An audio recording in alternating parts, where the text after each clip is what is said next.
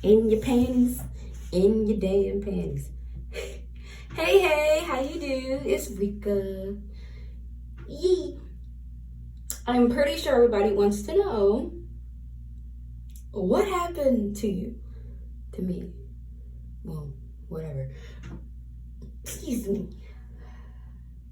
I moved to Arizona.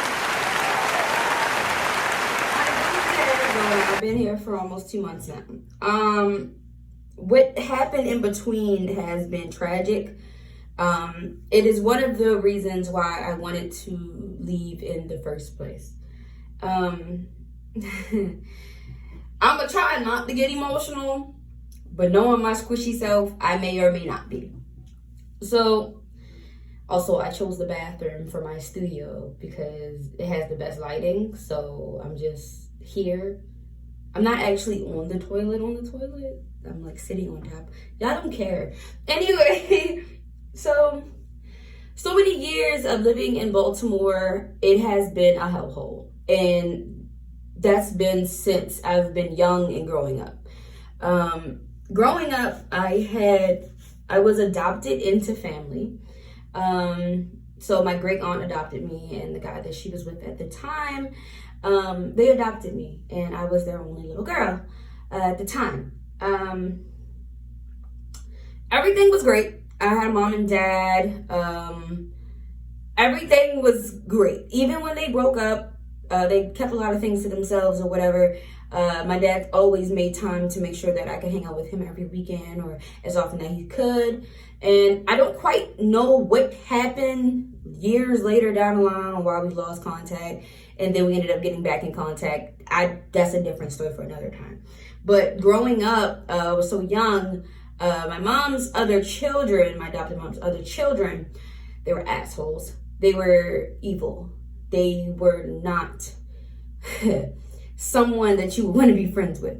And I'm not saying children as if they were my age. I was probably the age of probably 15, 16, and they were ages of probably 30, 40s, maybe a little bit older than that. And they would make it their duty to come over and make my life hell. There's been cases where I would come out my room and I'd get punched in the face by a grown-ass woman. There's been cases where I've been fought on in the kitchen and they watched. There's been cases that I've been fought on in my bedroom, they watched. It's a lot of mental abuse, physical abuse, and everything growing up as a child. I did have balance. I did have a lot.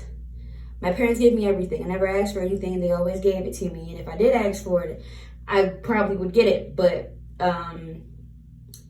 I was very grateful for those things. Whether people saw it, that I wasn't, I was grateful for those things, and I'm still grateful for those things. Whew, this is hard. So once my mom passed away, and I was dealing with an ex at the time, dealing with that family, that's also another story for another time, but the side note is that family needs Jesus. That family needs Jesus. We're not going to say no names. Just know that they need Jesus. When my mom passed, I went through it the worst. I was heartbroken. I was distraught. I was depressed. I had to deal with that family, you know, me trying to learn and being with another family and accepting that. And when I did, I found out the hardest way possible that they weren't good people at all. I had very, very bad anxiety, and I would get made fun of about it. There were times that I would have anxiety attacks and I'm told that I'm acting, you know, weird, or I'm doing too much, or overreacting about something. There were situations where I'd be depressed and I'd be in the room all day, all night, not eating or wanting to go to work, and nobody cared, nobody checked on me. And I just was living it day by day. I was drinking a lot at the time, trying to just, you know, drink away my pain. So I did a lot of drinking. So I was an alcoholic at the time when I was with that person. So, trigger warning, I guess I should throw that up there because everybody complains about, you know, trigger warnings. Dealing with that person, and I was so depressed, and they never really paid me any mind. Their main goal in their life was to play the video games and hang out with the bros. I never got the attention that I wanted and needed at the time of me losing my mother. things that I, wanted to achieve in life with my goals were completely different from the person I was dating. So going through that process, I felt so depressed and I was so down that I tried to commit suicide. It was, it's too emotional to get too into it. I tried. I did attempt, and the way that I attempted it was, there was a big bottle of alcohol. It was probably about like this full, about that full. I drank it all the way down to probably here, and I ran the tub with water, and I got in the tub and submerged myself into the tub. I drank so much alcohol that I was blacking out, and I would have drowned in that tub. But the person I was with came in and pulled me out in time. They did not make me feel all that much better. It honestly felt like I was better off drowning that day, because they went ahead and invited friends over instead of putting all their time and compassion into their girlfriend that almost, decided to go be with her mother. I also do a lot of dark jokes and stuff like that. So if I'm joking around, I'm not trying to be offensive. That's just the way that I cope, and that's just how I always will be. So, so ever since that day of that happening, I had awakening of, damn, I got to get out of here because this relationship is going to kill me. I'm not happy. I'm trying to force myself to be happy. So I couldn't get up and walk out and leave. I didn't have the strength to. So unfortunately for myself and for the next person that I decided to date, I latched myself onto that person, and they pulled me out of the relationship. Yes, they did pull me out of the relationship. I needed to get away from that family and that relationship. And the only way that I could have done it was to latch on and then pull away. That was just my mental at the time. Yes, I could have done it a whole nother different way, but at that time, that's just something that I did. Was it the best choice? No, it was not the best choice, and I can admit that. I could have ended it in a very different way. That is true. But I did what I did, and we're going to move forward from it. But dating that next person, I was very happy with that person, but then after so much longer, my dad, my adopted dad, passed away.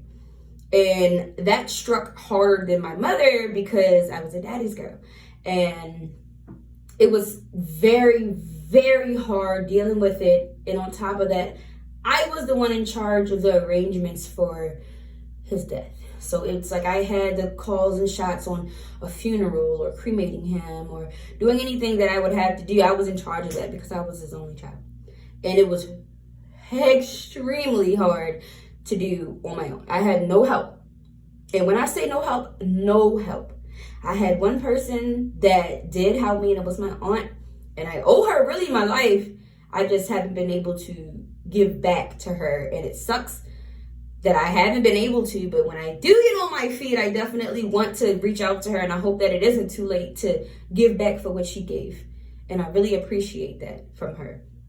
But when that happened with my father, I reached the darkest end of myself that I will never want to see again. I would never wish that feeling or that darkest deep feeling on anybody. It's the worst. It takes you out of who you really are, losing somebody like that.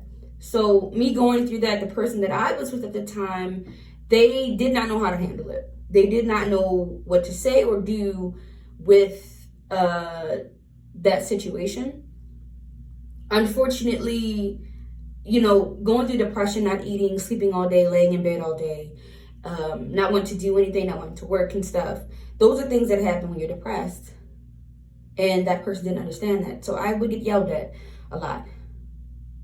Why are you still in bed? Why are you still laying in bed? You need to get up and do something. Get up and do something. I'm not really feeling well. I'm starting to think I'm depressed. You're not depressed. Just get up. You're just going to have to get over it. Yeah, I just lost my father. And you're being insensitive. And that was hurting me because it was like they weren't understanding of how my feelings were and how I was. And I wasn't okay mentally. And they tried their best, I guess, a little bit. But after some time, they just had other plans and decided to move forward with somebody that was better mentally at the time for their convenience. And that hurt me the most because I needed that person with me, during that process. Well, not need, but in that moment of me losing my father and you're in a relationship with somebody, you will want them to be there with you through that to help you heal. They did not want to be part of that process and left me alone. They left me to be with someone else that was better mentally because they couldn't handle it. And that hurt me so bad, and I would never forgive them for that. And then they tried to make situations negative, very negative. And it didn't have to be that way because that was one of my best relationships. And I can honestly say that. No, I was not a perfect person. And no, that person was not a perfect person either. But it was still better than all the other relationships that I've been through. Until we got to the end. But moving on. When that didn't work, and I was going through that, I ended up getting in a relationship with the next person that I thought was pretty cool, but they had their own issues, and I tried to help them with that, and that wasn't my place to do that. I was much better mentally by that time. I was happier, so I thought maybe I could hang out with this person, and then we and them could be cool. We ended up being okay for a very short amount of time, but they struggled with alcoholism. They had very, very bad alcohol addiction. It was so bad that even when I tried to help with the situation, they would lie. They lied about everything. They would hide it from me. Hey, I'm coming over. They would come over and I would say, no alcohol. We're not doing alcohol because we got to get better, with this situation because I care about the person. They would come over with a water bottle that looks like Coca-Cola or Coca-Cola bottle, but it's actually dark liquor that's in the bottle. And they would drink it. Or they would go out and sneak a sip of drink, like an alcoholic beverage, then come back into the room or come back into the house. Like, it was really bad. And I tried my best to stick with it and try to help, but it wasn't good for my mental. And it was way too much to carry on myself, but I still attempted it, and that's my problem. I'm always trying to help somebody when they're going through something, when nobody wants to help me. So with that, I left that person and I wanted to focus more on myself and do more self-love and get myself situated. I lived alone for some months, not even a year, and I wish that I gave myself way more time than what I did. I started to feel lonely and to fill the void of dealing with what I just got over that happened in the past. I was alone for some time doing ordinary stuff, going to work, coming home, going to work, coming home. I got lonely, and so I started having parties. Okay, parties is okay. You can have a couple parties. No, I was having obsessive parties to cover my ouchies. There was booty everywhere. Yes, it was very fun. Getting drunk and having parties was very fun. I cannot deny that. Having a bunch of people over, we're having a great time. We always had great times. I met a lot of new people. I met people that I thought were going to be my friends and turned out they weren't going to actually be good friends. No hard feelings to anybody because I'm not a negative person. If it didn't work, it didn't work. There's no point in me holding on to something and blabbing on about bull crap. I don't have time for that. Just leave them and you move forward. But that went and showed me that that's not something I should have done. Yes, it was fun, and I've learned a lot during that process. But I've done it so much that I'm no longer interested in it. But after that, of having parties, I link back up, and this is where the important part comes into play. I'm scared that I'm going to break this toilet. That's why I keep moving around, because this, I don't know if I want to keep it up or keep it down. This goddamn seat feel like it's about to, oh, if I put the whole butt on it. Okay. My ass, it must be fat. Hold on, let me sit on the side. Okay. I come across an old friend, thou should not be named. We were very, very close in the past. Extremely close in the past. And they offered to be in a relationship with me, but I was much younger at the time. I wasn't ready. I knew I wasn't ready. And I also had my mind set on a different person. because I felt as though they deserved that opportunity, and that was also a mistake that I've done. Everything happens for a reason. We finally link up again, and it was just like it was when we were younger. The best experience, the laughter, the goofiness, the connections, the conversations, everything was everything I could have ever imagined. But this person came with a secret weapon that destroyed me internally, and I wasn't prepared for it. After getting so close to this person, after so many months, and me explaining to them how I felt, they blurt out one day and said, hey, I'm not okay mentally, and I'm going through things, and I have an anger issue, and all these other things that I appreciate the fact of them telling me, but them telling me that I didn't feel like I needed to run away, if that makes sense. Just because somebody is expressing to you, I have issues that I'm trying to deal with, that doesn't mean I'm telling you to run off. That's how I feel. It's me informing you that I do have things going on, that you can either stick around, or you can, if you want to be distant, you can be distant. If you want to be a part of this, you can be a part of it. That's your option. But this person was telling me that they didn't want me to be a part of it. I was confused as to why they didn't want me to be a part of it, because when I was going through things mentally and everything, all I ever wanted was someone, and I didn't have anybody. Someone to be by my side during that process and watch me heal from my brokest, weakest point in my life, and watch me become stronger than I ever was. I do it on my own. My butt! I'm sorry.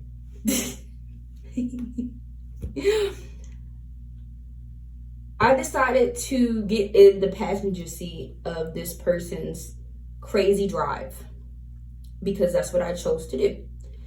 They told me everything, and I was prepared for it, because I was like, this is something that I could work with, and this is something I'm choosing to do, on top of I don't really want to lose this person, because I always wanted this person. So at first it wasn't towards me, it was towards the ex, and it was kind of like, the hell, because it was nutty, because from the POV that I was in, it was like she would call, and it would be his baby mama. I'm gonna say that because it's not his ex, because they got a baby together. Anyway, she would call randomly with bull crap, and then they would start arguing for hours, and then it just be over with. And then I'm talking to him, trying to help him out, try to keep him calm, because from one way to another, it just looks like she's calling with bull crap, but in reality, in some cases, it was really him starting issues with her, and she was retaliating from it. He painted a picture of this woman being so disgusting and, mean and nasty and everything. And by all means, she can be whatever the hell she is, but he painted this picture so I could dislike this woman, and I don't even know her. I don't know her. I don't have no reason to dislike her. I didn't like the fact that she treated him a certain way, but that's the way that he painted the picture. So it was just, why do you keep talking to this person if you don't really have to? But he continued to do it. Moving forward, dealing with the bull crap, it started to get worse and worse, because he started lying about things that made no sense. He started lying about tiny things that I felt like you didn't need to lie about. He started lying about things that he didn't want to talk about, that made the relationship horrible, because it was like he couldn't be honest about simple stuff. Very bad habit of stealing anything, but mostly my food, and lie about it instead of just telling me the truth, then get mad when I caught him before anything. And no, I'm not going to sit up here and be like, oh, I was a saint, I was a goody two-shoe. I do have a mouth on me. I can be a smart ass sometimes. I do have a smart mouth sometimes, yes. But not to that sense of me coming out and saying something really nasty to you just randomly, just to hurt your feelings. It's more of a jokingly smart mouth, if that makes sense. So let's say your boyfriend or girlfriend's been in the house all day, you've been working all day, and the dishes that were there early in the morning are still in the sink by the time you get off at 5 p.m. You've been there all day, and they're still in the sink and they're still in the game. I would walk past the room and say, hey, thanks for doing the dishes. Just being a dickhead. And it's one thing, oh, I forgot, I'll do them now.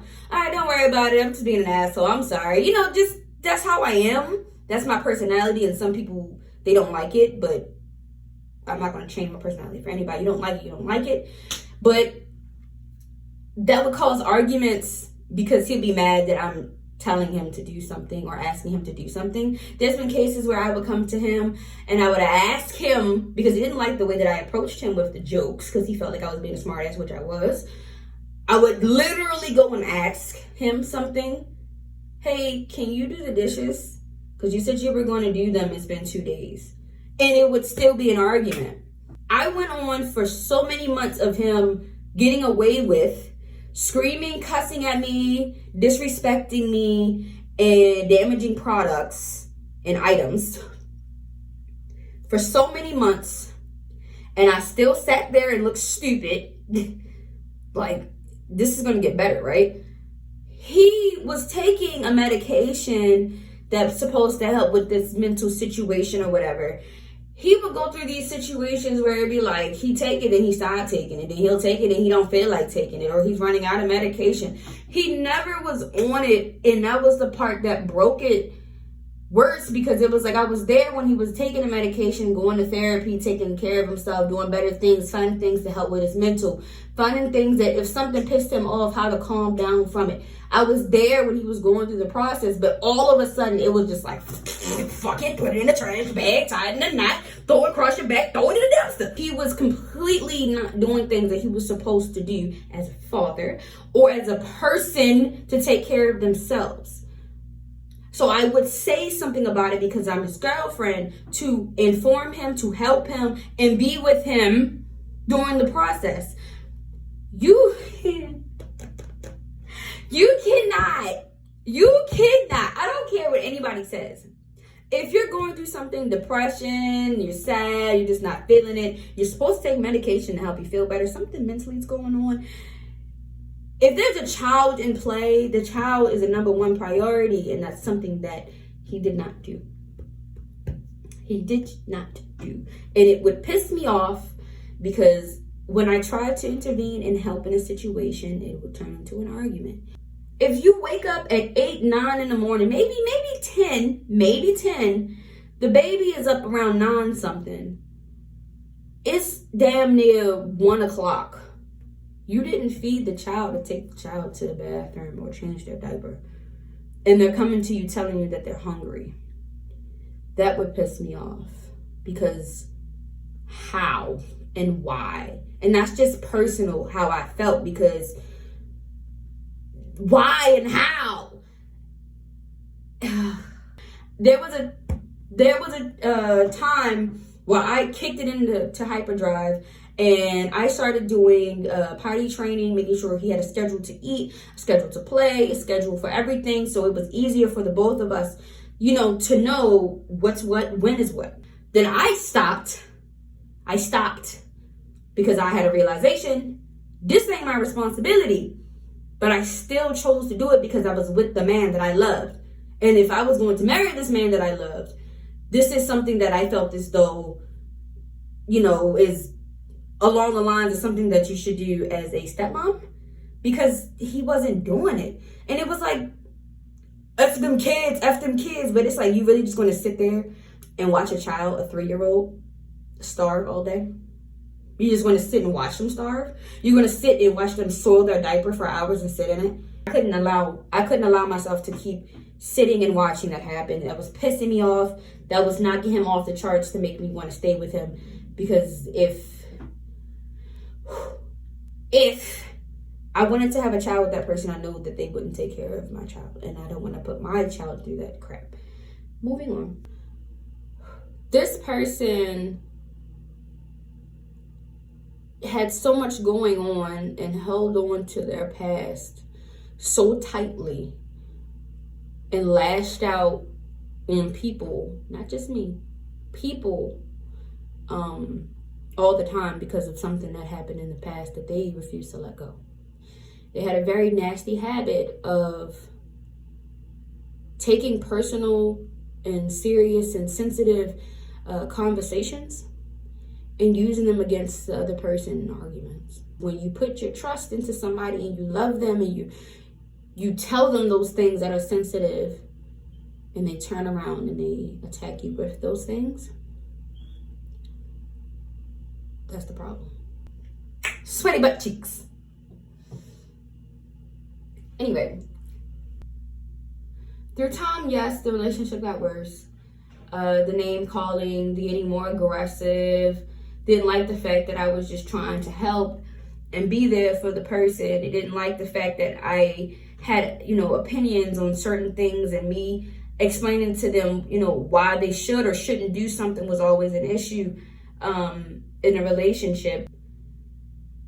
This person is literally spitting in the face of the person that just wanted to help.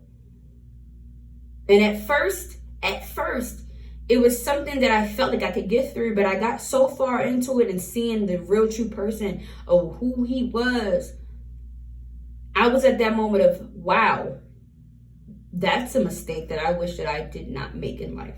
All these negative things kept happening while I was with this person. And that was life telling me I need to get out. But my stupid ass kept ignoring it. And that's my fault.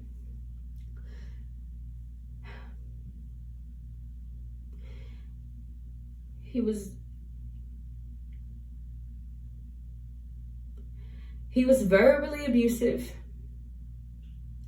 mentally abusive, and physically abusive.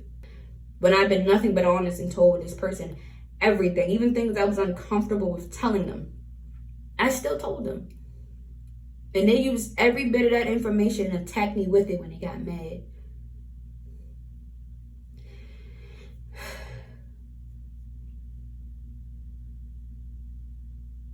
I remember when I was looking at my body and I wasn't quite happy with it because I was gaining weight. I was very, very slim and tiny when we talked again, and that's when I was bettering myself and I felt a lot better. But being with the person that I was with, I didn't barely eat, but they made sure that I ate breakfast, lunch, and dinner. We either went out or they cooked, or I would cook, and we trade places or we cooked together, and it was like the best thing. But I told them that I was starting to wear certain clothes and they were really tight and looked weird on me. And I was like, oh, I'm gaining weight. Oh, I'm fat. And I'm just, and they reassured me. They helped me feel better. They helped me feel better. They helped me feel better. Telling me, you're beautiful. I like your chunk. This looks really good. You didn't gain that much weight. You look great. And that made me feel better. And it made me feel happy. So I didn't feel some kind of way wearing clothes that I can no longer fit because I've gained weight. I just need to get a bigger size because this person accepts my body for what it is. But when we would get in arguments and we would go back and forth, it wouldn't really be a back and forth because I would barely say anything. This person would just sit there and call me all kinds of names. I'm a fat bitch. He would say very bad and very, very negative things to me to hurt me. As if I said and I hurt this person. And I never understand. I don't think I ever will understand. No. I don't think I will ever understand why. Because I've never done anything to this person in that manner. And they sit and they say stuff like, that's why your parents are dead. Your parents are dead. And things that are just disturbing to say to somebody that's been through something mentally. There's been nights I would cry about losing my parents, my mom or my dad. And he used those type of things against me. That's never okay. And for the women that are watching and you're dealing with somebody, or men, really, it doesn't really matter because it works on both sides. If you're dealing with somebody that's spitting venom at you like this, you gotta go. You asking them simple questions and them gaslighting you or them attacking you verbally because you caught them in a lie or you weren't supposed to know about it. You're asking them about it and now they're mad. You gotta go. I've been yelled at so many times. I've been forced into a corner so many times by this person. Because one, I was fearful because he told me all the stories about how he put his hands on his baby mother. He told me all the stories about how crazy he can get and the things that he's done. He put that fear into me on purpose. But then one day, one lucky day, I've had enough of the screaming and the hollering and me cowering in a corner, me flinching because he'll throw things my direction or snatch something out my hand. I wanted to also add, he was also sexually abusing me.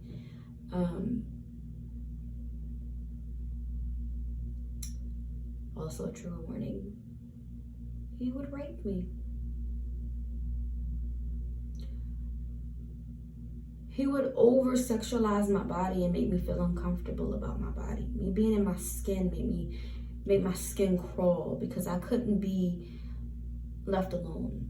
I was rarely called beautiful or pretty or, darling or something. It was always, damn, your ass is so fat, or your ass is fat, or something about my hoo-ha, or something about my boobs. Or it's like, if I'm sleeping in bed, he would come into the room and will take it. He would take it without asking. There's been times where he'll come into the room and he'll just touch on me and I'm waking up and I'm uncomfortable. I've told him multiple times I'm uncomfortable when you do that. I don't like being woken about my sleep already, but you coming in there touching on me, pulling on me and forcing yourself on me is I don't like it. It was so bad that it was like I couldn't get away from the sexual side. And his excuse was, oh, I told you I'm what is it called? And when you're addicted to sex, I forget the name of it right now. But that was the excuse for him making me feel uncomfortable in every which way and form. Why is it that we're having a conversation about goddamn pigs and you're pulling your dick out? When we were talking and we'd be on FaceTime talking about something, asking about a date or something like that, there was never a warning or anything. It was always him showing me his parts. And it wasn't okay, because it wasn't like I asked for it or I was in the mood. I'm like, send me something naughty, let me see something naughty. It was every time we would talk, he'd pull it out. And I told him how I felt, and it's like he kind of just didn't care. He slacked down because he said it's a kink, a rape kink that he has. It's one thing to have a kink and agree on the kink, and then you do the kinky things when it's the appropriate time, but it's another thing to just do it to somebody, if that makes sense. I don't know if that's going to cause an argument in the comments at all. I have no idea. Because it's like him telling me that he has a kink with something and asking me would I be okay with it, and I say, let's try it. We try it, and let's say I like it. We can do the kink when it's time to do sexy time because that's what we're doing. That's fine in that state of mind. But when it's an ordinary day, you just get off work, you just get out the shower, and you got your pajamas on, and you're laying across the bed, and he comes in there and just puts it in. You're tired. You're not in the mood. And you tell him, hey, I'm tired, I'm not in the mood. He doesn't care and throws you and takes advantage of your body. That's not okay. You're intoxicated, you're drunk, you're passing out because you've been drinking all night from a party. She's taking advantage of your passed out body. That's not okay. I had enough. I had enough. I started arguing back. I started getting aggressive back and standing my ground. Because I had enough. He would pull out the camera and record certain segments of the argument to make it look like I'm a crazy batshit bitch. Every time when I started retaliating, it would be the only time a camera would come out and he would start recording me getting upset with him to make it look like I'm the crazy woman. That made me think in my mind, that's what he had to have done to that nice young lady that he had a baby with. He showed me videos of situations that happened between the two. He showed me videos of her spazzing out and her calling him names, her throwing his clothes and stuff out, threatening, whatever it may be. But just by looking at those videos, that was showing me that she was the problem, but in reality, he's the problem. And I felt sorry for that situation that she had to go through that emotionally, a connection, because I'm like, that's so fucking sad, yo, that you had to go through that. And you have to be stuck with this person for the rest of your lives. He brought drama into the relationship more than what it needed to be, involving his baby mama, where it was just too much. One day, we had a pretty big argument. He didn't like something that I said, as usual. And he started going off, yelling and screaming. I said, I'm not gonna argue. I'm not going to do this today. I wanted to have a great day. There were days where I felt so good and happy. I didn't want to let anybody, including him, ruin it. Him seeing me happy was killing him inside. Me having a good time was killing him inside. There was an embarrassing occurrence that happened where I was on Instagram with a bunch of people, and we were having a good time on video chat, playing games, talking, and really having fun. And I was drinking a little bit, but I was having fun in the kitchen, and he was in the bedroom. He came out of the bedroom and started screaming and hollering and cussing at me while I'm talking to these people on Instagram. It embarrassed me. And they're asking me like every day, like, are you okay? Are you good? Is everything okay? And I'm defending him like a dumbass. No, it's fine. He just gets like that sometimes. I was loud, and no, I shouldn't have done that, but that's what I felt like I should have done. I was so embarrassed. I didn't know how to go about it. And I told him, I said, you embarrassed me. He didn't care. But that night, that day, we got into a big argument, like I said. I said something he didn't like. I said I wasn't going to argue. I remove myself from the situation. Every time we get into arguments or something like that and I see he's getting riled up, I will get up and remove myself from the situation. I don't sit there and bicker, or keep nitpicking or doing those things, that provoke him. Anything would tick him off and he would start throwing stuff anywhere. I get up and I go into a separate room. He will go and follow me into the next room. If I go outside, he's going to follow me outside. If I get in my car and drive away, he will go get in his car and follow me to where I'm going. There was no, I need a breather because you're doing too much. I need you to calm down. We can't talk because you're cussing me out, calling me out my name, and I didn't even do anything. I didn't call you out your name. I didn't say anything negative or bad about you. I didn't disrespect you. I didn't say anything about your no longer living family members. I literally said, can you clean the fork up off the carpet because it's nasty? I'm serious. I know I'm laughing, I'm serious. Stuff like that would definitely trigger an argument for that person. Now, I get up and I leave, because I keep going around. I get up and I leave, going to the other room, because I'm getting irritated. They close the door on me and it hits me.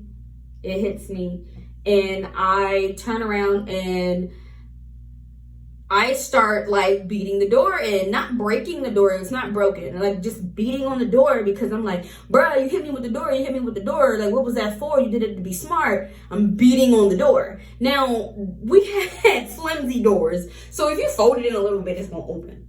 it opened. It wasn't broken, it was just open. I'm not going to do that. I go into the back room. He follows me to the back room. He's arguing, cussing, yelling, all this other stuff. He would not leave me alone. He would not leave me alone. He wouldn't leave me alone. He's pacing back and forth. He leaves out the room, comes out the room, leaves out the room. I get up because I don't want to argue anymore. I don't want to do this. I'm separating myself and leaving the situation. He won't let it go. I close the door and I lock the door, and he breaks down the door. He breaks the door down because I closed the door, and he feels as though he's obligated to break the door because he can. He breaks the door.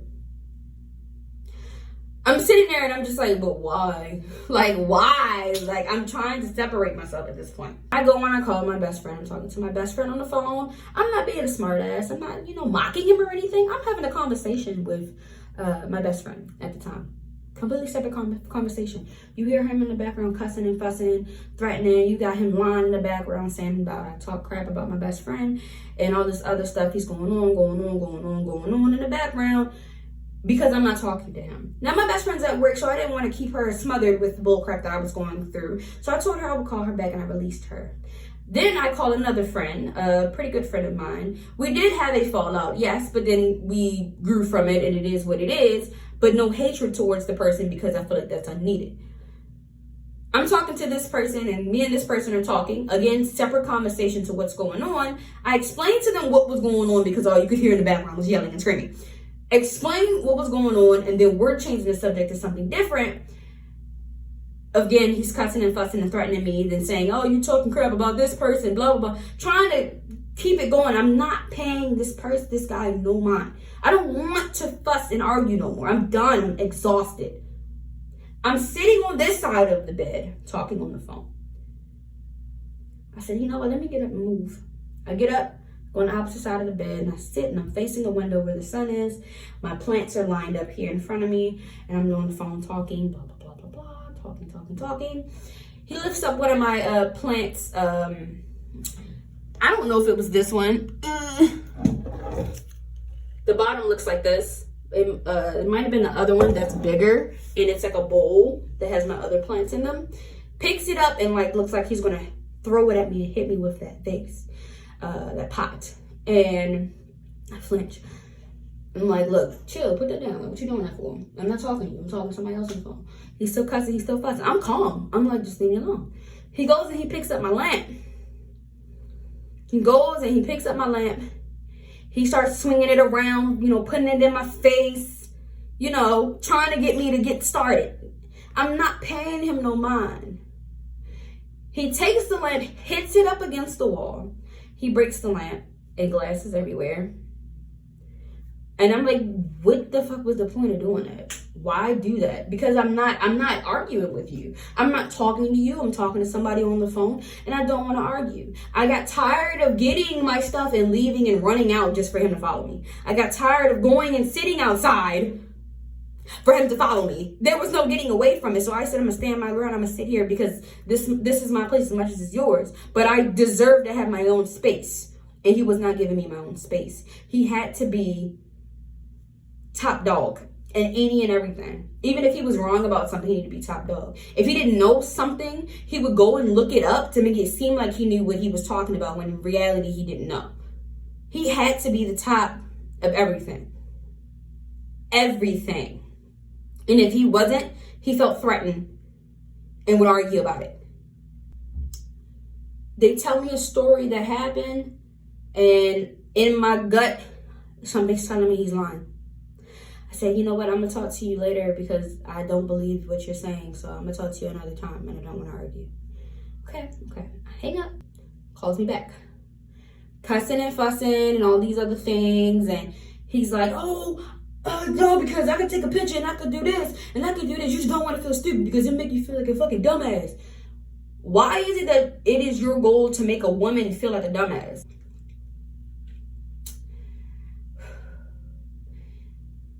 This person knocks the phone out of my hand. I had a strap on my phone and I had it around my wrist. He hit the phone out my hand and the thing came off with it. And I tell the person I'm talking to on the phone, I will call him back. I hang up. I said, what's the point of doing this? Like, stop. He goes in the closet with my stuff that's packed away because in my mind I was ready to leave to come here. He goes in the closet and pulls my things out and pulls them into the living room. At this time, I'm like, this is ridiculous. Talking about he's going to throw it outside, talking about I'm going to be outside or whatever. I go and I grab my boxes and I start moving them back into the bedroom because that's where they are. That's where they're supposed to be. It is a blur to exactly what happened. All that I know is me trying to push the box into the room. He tips the box over so all of my things fall out of it. And that lamp that he had in his hand hit me. And I don't know if it was intentional, on purpose, or whatever the situation may be. In the state of mind that I was in, I had enough of the bullying. I snatched the lamp from him. And that's all she wrote. Because I was tired of it. And I mean tired of it. Genuinely tired of it. Defending myself. Push me onto the floor. He's on top of me. I'm like, you know what? I've had enough.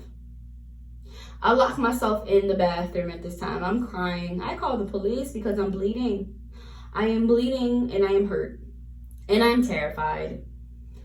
So I called the police. They took pictures of my body, bruises, cuts, and bloods and things. He left, by the way, by the time this happened. He left. He ran away. Then didn't hear from him for a whole day.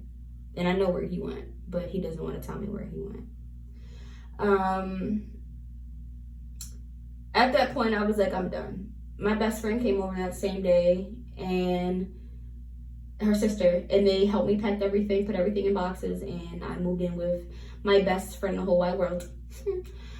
I moved in with them for 10 days. I think it was 10 days because I already got my ticket. I lived with them for some time. And so I had my birthday party with my best friend there. My birthday was coming up. And I flew out here. I flew here to Arizona for a restart. I flew here to Arizona for a whole new beginnings, new challenges, new things, new people, forgetting the past and leaving all the crap that I've been through since childhood all the way up into 25 behind. And that's where I wanted to stay. You want to move forward, you got to leave pretty much everything behind. And that's exactly what I did. I ditched my car. I ditched a lot of my clothes and a lot of my things. And I flew here. I have my doggie with me. She was here before I was because I definitely wanted to make sure that I at least had my dog. Because I knew at least having her would be something to help me get through the process. My snake and my turtle, I tried to get them here, but it failed. I didn't know I had to go through so much paperwork and other research and things that I didn't do on my behalf. That was my fault. I ended up going to a friend at Petco and giving them to that person because they do a really good job of taking care of animals, and I appreciate them, and always sends me pictures, and we check up on each other every once in a while. Eventually, when I'm on my feet completely, I will try to see if I can get them shipped up here so I can have my babies, because I do miss my other babies. I do. Noodle Boy and Joopy, I do miss them. So yes, so right now everything is great.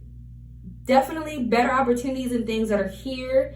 I'm extremely happy. I'm with my dad, living with him until I get my place. I am approved for a place already. I have a car already. I am working on the last bit of paperwork so I can get ready to work at my new job as an assistant manager. And I'm super psyched about that. I'm super happy about this new start. And I refuse to let anybody or anything take away my happiness. I refuse to put myself in another situation where I feel like I can't be what I want to be. I've been told by that said ex that ain't gonna be able to do it. Like, I always said I have the ability, the knowledge, the experience, and everything else that anybody could possibly need to move up in the world and become what I want to become. But living here in Baltimore, Maryland, like my dad would say, it's a bushel of crabs and they always trying to pull somebody back in. You gotta get out of there. You gotta get out. There's been situations where I would lose jobs because I would start showing my leadership skills, or I would ask questions on how to become better at my job or how to get more experience in the department or the job itself so I can move up. And just because of me voicing that or me showing the ability that I can be greater, people would knock it down and they would knock me out the park. I would get fired for showing my skills because somebody was scared they would lose their job. I wouldn't have the opportunity to learn something because somebody didn't like me for whatever personal reason or they felt like their job was on the line. And so I never got anywhere and I started disliking every job that I've ever been to. Here, I'm already feeling better about the decision that I made. I'm extremely happy about everything that's going on so far. I'm still going through the emotional roller coaster of getting over the breakup because I still love the person. And that's true. I do. I still love the person. But I got to get through it mentally. And that's something that I'm struggling with because it's really hard. It is. And I'm actually thinking about going ahead and making a phone call and seeing if I can get some therapy help. Because I've been feeling depressed lately. And I wasn't feeling this way at first. When I was here, I was happy. I was always out, going outside, taking walks, happy. I'm starting to feel depressed. And I don't want to be that way because I don't want that to get in the way of my future. So I need to fix that early. And that's another tip for everybody. If you feel as though you're starting to feel down, depressed, or you don't know what depression feels like, but you're just feeling like not yourself, seek help early. Don't wait until you're so deep in it and your room is like a trash hole and your car's a trash hole, or you haven't been bathing for 4 days and then you're like, maybe I should get help. The time you start feeling down or not yourself, you've been crying or whatever, seek help. And it doesn't have to be medication if people are scared of medication. Just sometimes talking to people does help. It does. It does wonders talking to someone you don't know and they can't judge you because they don't know your past. They can't tell you what you can and can't do. They only can just try to help you and know what's best for you to move forward. They give you all the pieces to the puzzle, but you yourself have to put them together. And I love that because sometimes you lose sight of what's important. And you just need somebody to and you're just like, oh yeah, right, I ain't supposed to be doing that. But that's pretty much what's been going on. I disabled all my accounts to avoid more drama. I disabled all my accounts to keep away from certain things because it was very toxic. There were situations where, there's accounts that do whatever, that never bothered me. Becoming a comedy person doing TikTok, you're going to get hate from any and everywhere. That's not a problem to me. What the problem was, it was more of me avoiding more drama coming my way from a situation that happened with the ex. I just really needed something, and so I woke up one morning and said I'm going to get a car. And what did I do? I went to go get a car, and now I have a car. You can do that. You can do that. You can put your mind to anything. You can do anything you want to do. Don't let nobody tell you otherwise. Don't let nobody sit up there and tell you can't become something. You can't do something just because they can't do it or they don't want to do it. Because usually they be like, I really don't want to be a leader because it's too much, on my shoulders as being a leader. Okay, but don't bring down somebody that has the ability to be a leader and put them down under you because you don't want to, because you can't handle the heat.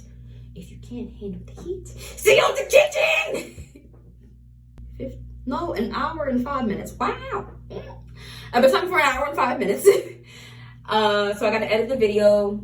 There's a lot of ums and spaces and me over exaggerating some situations, so I need to cut it down and make it more whatever. I'm doing it now. All right, guys. I'm gonna go cool off and just lay across the bed. I hope you guys have a wonderful day. I love you guys, and I'm gonna try my best to post more on here. I'm gonna try, but it's hard. And yeah,